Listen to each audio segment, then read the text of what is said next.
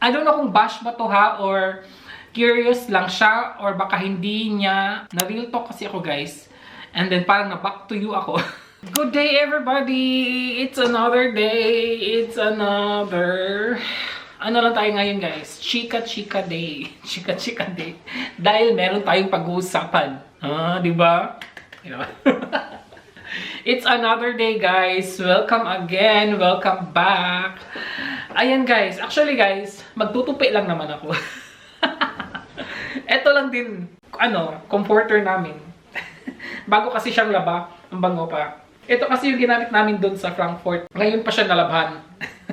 Meron tayong pagchichikahan. Kaya akong nag-vlog today. Hindi sana ako mag-vlog today guys. Kasi meron kaming gagawin. Naghihintay lang kami ng may dadating na package. Tapos yun na. Tapos gagawin namin agad. Hinihintay lang talaga namin anong oras na. 11:50 AM na. Nag-breakfast lang ako. Pero si partner, madami na siyang nagawa. Kasi dun sa basement siya nagtrabaho today. Pinalinis lang niya yung mga carton dun. Tapos ako, wala akong ginawa. Naghintay lang talaga ako sa package. Tapos kumain na din ako, nag-brunch ako. Ayun nga, wait lang guys. Tapusin ko lang to. Isa lang naman to. Ito lang naman. Ayan. So, dito nga ito siya ilagay. Para takip-takip sa ating Chan. Ayan guys. Bakit nga ba ako nag-vlog today? Ano nga ba ang pag-uusapan natin?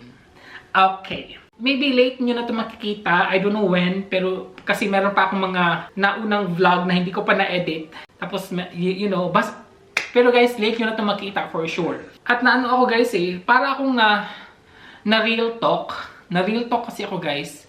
And then parang na back to you ako sa comment. Kasi may nag-comment sa ating latest vlog today. I-ano ko dyan yung yung comment niya. Nasa screen. Basahin niyo na lang. Pero babasahin ko din siya ulit. Diba? Nung nabasa ko to, hindi ako nag-expect guys. Kasi nung nabasa ko to, para lang akong... Kasi pag may mga comments, nagbabasa talaga ako guys. Although late ko siyang marireplyan or may mga tanong, tas late ko ding... Mayroon pa lang nauna na tanong nito pero hindi ko pa siya na-vlog. Pero ito kasi yung nakapag sa isip ko o yung isip at puso ko. Parang yung impact talaga, yung pagbasa ko, talaga ako guys, talagang malaking effect. Malaking effect talaga. Yun na nga, na real talk nga si RC. Kasi nga, in my past vlogs, matagal na din, na nasabi ko na din na this is about my trabaho. About sa trabaho ko. And then, yun na nga. Wait lang, babasahin lang muna natin yung kanyang comment. Mas maganda na may sarili kang income at di lahat sa partner mo. Di ka ba nagpapadala sa magulang mo? Di ba mas okay kung galing sa'yo yung padala mo? Di ba? Oh my God. Ako dito guys. Did you understand? No. Okay. Something bad. 9. It's not bad. It's not bad. Maybe, I don't know guys kung bash ba to or nagtatanong lang siya or curious lang siya. Si Ma'am Rebecca. Hello po Ma'am Rebecca. I don't know kung bash ba to ha or curious lang siya or baka hindi niya nakikita yung mga past vlogs natin, di ba? Hindi niya alam yung buong story ni Arcebel, di ba? Ayun, pagbasa ko guys, ko talaga siya na sabi ko kailangan ko itong sagutin agad-agad.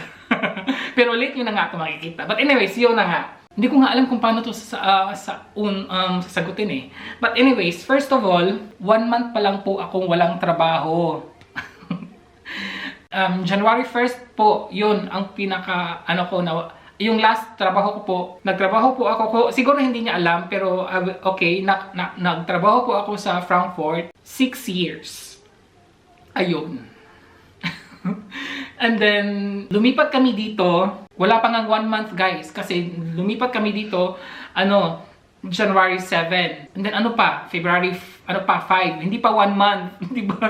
And then, nabasa ko to na diba, mga ganyan-ganyan na walang trabaho. Mas mabuti kung may trabaho, diba? Hindi nakaasa sa partner. Pero anyways, hindi ko naman siya, guys. Hindi ko naman siya sinasabing, hindi ko to iti-take na bash actually. Yes. Pero medyo na ano lang ako na hindi nasaktan, may effect lang siya sa akin, di ba? Kasi, yun nga. Pero yun nga, 1 month pa po ako walang trabaho. 1 month pa lang po yun. Before kami nag-transfer dito, nung nandun pa lang po kami sa Frankfurt, matagal na po talaga na ayaw ko na sa trabaho ko. May past vlog po ako. Ma'am Rebecca, kung hindi nyo po nakikita yung mga past vlog ko, check nyo po yung akin channel. Meron po doon. Meron po akong explanations doon. Pero I will not, talk about more na lang kasi ang pag-uusapan na natin is ngayon. Wala akong trabaho. 1 month, hindi pa 1 month pa nga. 1 month. So, bago kaming lipat dito, and then in this area, ang hirap magtrabaho. And then wala akong driver's license. Hindi ako makapag-drive. Merong bus dito, guys. I don't know, every 1 hour ata, papuntang other city. And then hanggang, I don't know, maybe hanggang 6 p.m. lang ata yung bus dito. Then mag-start siya 11 a.m. hanggang 6 p.m. Yun, tapos every 1 hour or every 30 minutes, I don't know. Sa Eskinita namin may bus station. Malapit lang din ako sa bus station actually. But anyway, so ayun. And then, dito bago kami dito nakalipat, ang dami pa namin ginagawa. And then, aside from that, hindi pa ako ready makapaghanap ng bagong trabaho. Hindi pa ako ready, ayaw ko pa. And then, napag-usapan na din namin yun ng partner ko. Yun na nga, problema lang is, kung nagpapadala ba ako sa Pinas? Yes, nagpapadala pa din ako sa Pinas hanggang ngayon. Sino na ang nagpapadala? Yun ang tanong, di ba? Yes, si partner po ang nagpapadala ngayon sa Pinas. Pero sa January, last month, ako pa yon kasi meron pa akong sweldo eh. May last sweldo pa ako yung pinadala ko sa Pinas. Ang ipapadala na ni partner is ngayong month na to, sa February, doon sa Pinas. Nagpapadala kami doon kasi meron akong pinapaaral, ang dami. And then, yung mama ko is may sakit. Very, very may sakit talaga. Very ill talaga yung mama ko ngayon. 24 hours, kailangan na niyang, caregiver, ganon. Gumawa na nga kami ng compromise ba?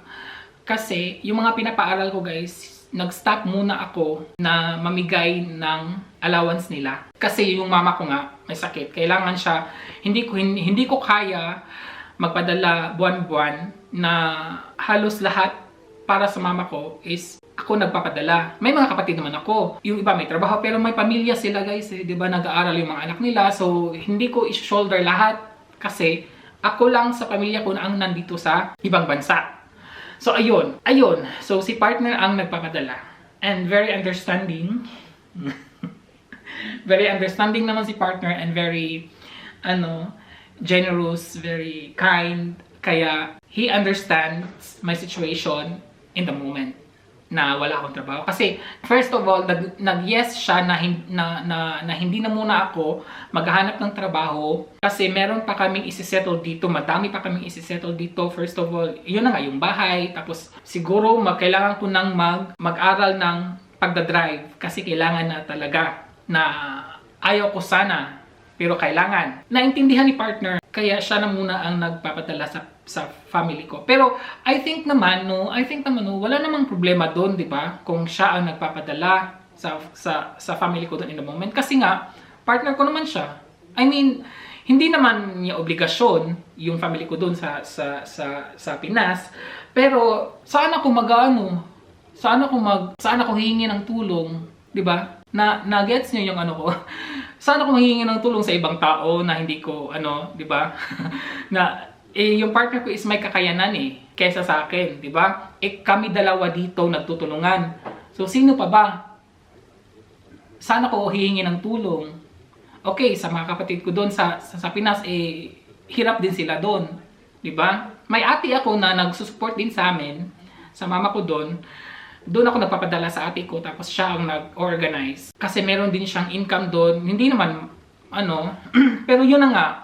Yes, of course, mas maganda talaga pag galing sa pinaghirapan natin yung pinapadala natin doon sa Pinas, di ba? Agree naman ako doon. Sana nakita to ni Ma'am Rebecca at sana naintindihan niya na ang sitwasyon ko ngayon is talaga, hindi pa okay. And, oh my God, talaga ako guys, kasi 1 month pa lang ako na wala akong trabaho, tapos nabasa ko to 1 month pa lang, tapos, anyways, alam nyo guys, before pa ako napunta dito, dumating ako dito is 2018 guys And then, nag-meet kami ni partner 2014. Yes, 2014 kami nag-meet ni partner. Yung 2014 na yon, 2014 hanggang 2018, doon pa ako sa Pinas, di ba? Kasi early 2018 ako. So, let's say na lang 2017. From 2014 to 2017, sinusuportahan na po ako ni partner. Yes, sinusuportahan na po ako ni partner every month noon doon sa Pinas. So, hindi naman big deal. I mean, no, sorry for the word, pero hindi naman siguro yun, obvious naman, di ba, na kasi partner kami, di ba? We are in a relationship, ganun, di ba? Don't listen. We are married. Huh? We are married. We are married. Yeah. We are in a relationship. Before, I was talking before. Okay. Before we were married. Dito si partner, guys, because someone comments how will I support my family there in the Philippines now that I don't have a job. And then I was like, it's just 1 month first, and then why I get this comment already that I don't have a job. Yeah, but I told them that in the moment you help me, you help the family there.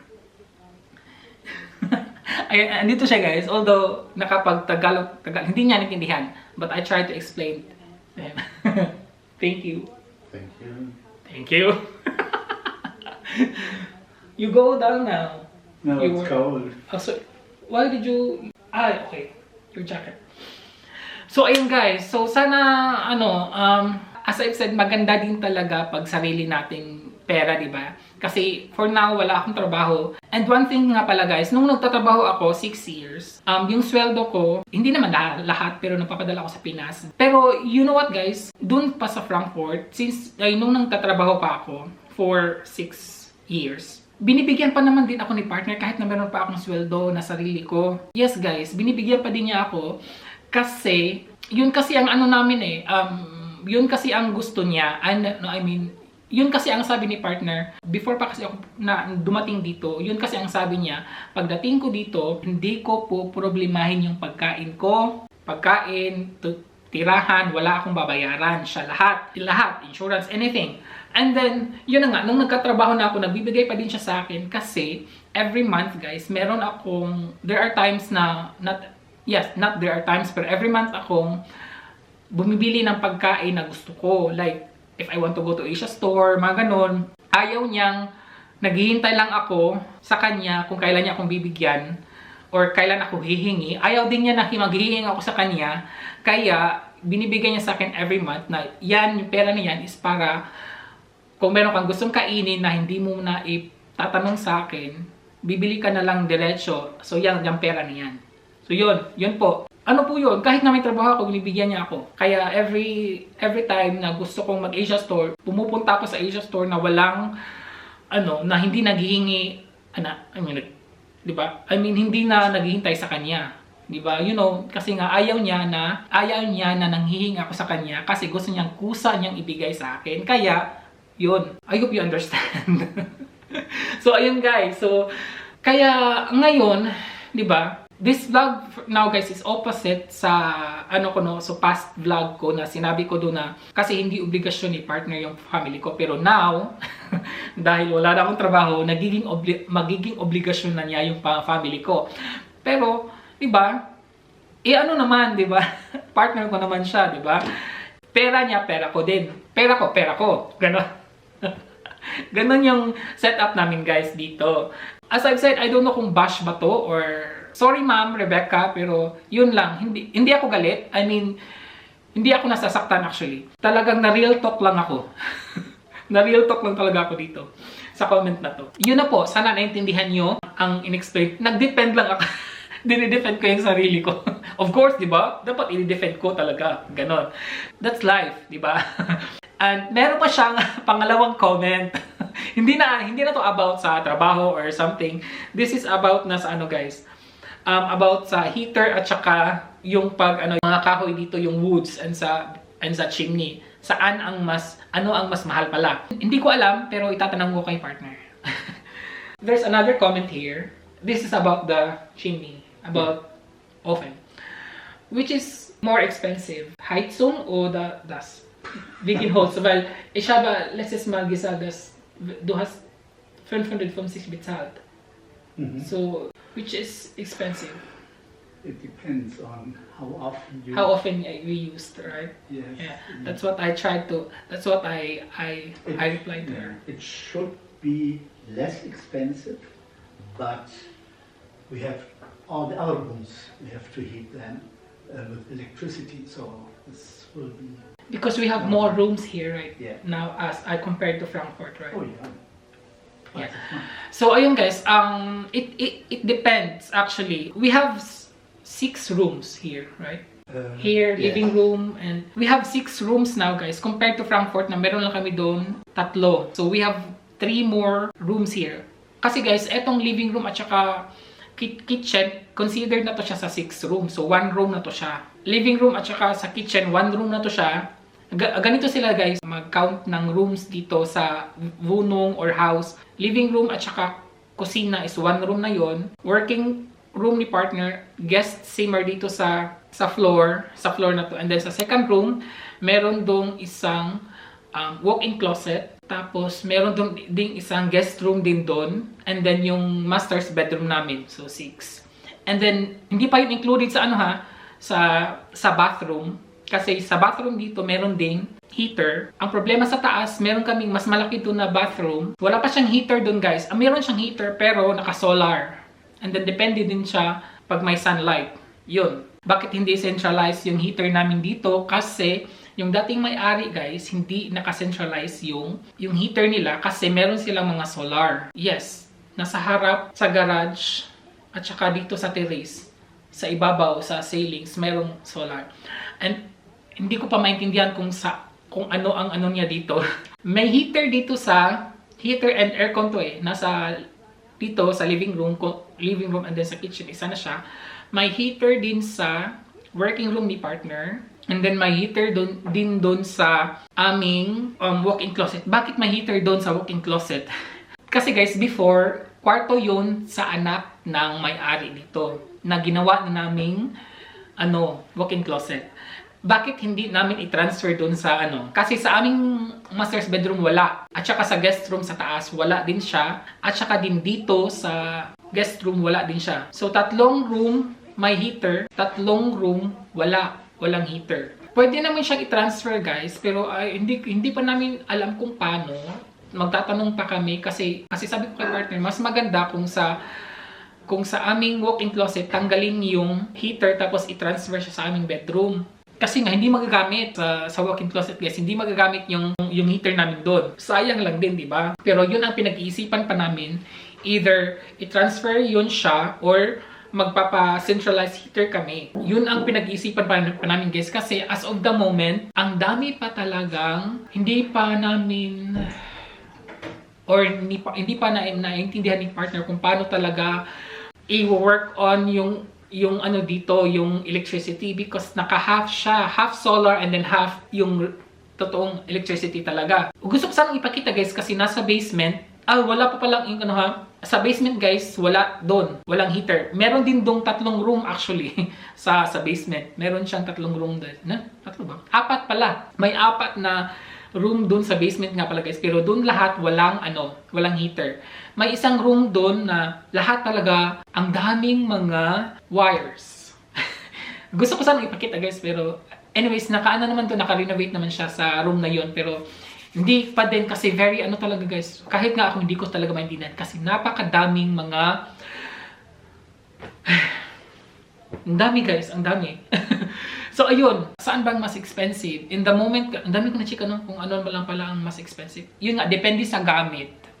Depende sa gamit namin ng mga woods. Kasi nga, tinatawanan ako ni partner kasi ang dami kong magamit, guys. Pag siya lang kasi sabi ko na kasi kay partner the other weeks na ako na ang magsisindi ng chimney. Kasi pag siya kasi, hindi ko nagugustuhan. Tapos pag ako guys, tinatawanan niya kasi ang dami ko talagang maglagay. Tapos more than 6 times akong naglalagay for the whole day. Na hindi naman sana dapat. Pero gusto ko eh. Yun kaya, bakit siya mahal? Kasi mahal yung kahoy dito. Bakit hindi kami kukuha doon? Kasi may dito kasi, may forest. Hindi din siya pwede kasi bawal. Bawal kang kukuha lang doon tapos i-ano mo dito. Hindi, bawal talaga siya. Bibili mo talaga siya guys na napakamahal. Per yard, yung ano, yung kwentada, yung kwentahan dito per yard. Okay. Hindi ko alam yun kung ilang ano yun guys or ilang ano yun, basta per yard ang yung ano nila dito, kwentahan ng bintahan ng mga kahoy ng pang chimney dito. So, and then yung heater naman is hindi kasi malalaman namin every month, per year kasi guys. Yung ano, yung electricity dito. Monthly yung payment, pero per year yung kwentahan, yung calculation talaga. Kung meron man siyang sobra or kulang man, depende na din yun. Pero hindi pa namin alam kasi nga, first month, wala pa kaming 1 month dito guys. So for now, mahal yung, kasi nag-chimney pa kami. The whole, kasi yung chimney guys is malaki. So pwede siyang makakapag-init ng buong bahay. Talaga siya hanggang sa taas. Kung i-open namin tong door namin dito sa baba. Pag mainit na talaga dito, sometimes yun ang ginagawa ko. Pag very mainit na talaga, in-open ko siya dito sa door para yung init, magsasaka talaga siya hanggang taas. So ayun, so yun na guys, depende siya sa kung paano namin ginagamit. As of the moment, mas mahal ang woods, yung sa chimney. Kasi nga, sa paggamit ko, grabe ako gumamit. So, ayun po. Thank you po, Ma'am Rebecca, for the question. And thank you for the comment. So, ayun guys. I think napataas yung ating vlog for today. And then, it's already 12 PM. Hindi ako mag-vlog today. Eto lang. Kasi, yun na nga, meron lang kaming hinihintay na package na yung binili namin last time dun sa IKEA, yung mga cabinets, i-assemble ko siya today. So, yun ang hinihintay lang namin. Sana hindi late dumating.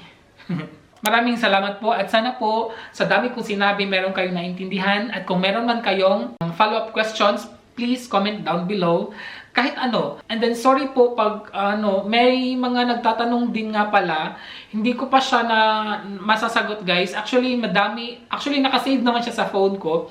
Pag may time guys, sasagutin ko yun kasi gusto ko every vlog meron akong pero minsan talaga guys, dami kong ginagawa. Minsan hindi ko siya ma-i-insert sa vlog ko. Pero pag may time po ako, i-insert ko siya sa vlog ko yung mga questions nyo. Don't worry, matatagalan man. Pero I'm trying my best to answer all the questions. Thank you so much for watching. And I hope you have some, I hope you get my point in this vlog. Thank you po so much for watching. Ingat po kayong lahat. Until the next vlog. Cheers. And please don't forget to like and subscribe. Ingat po. Cheers.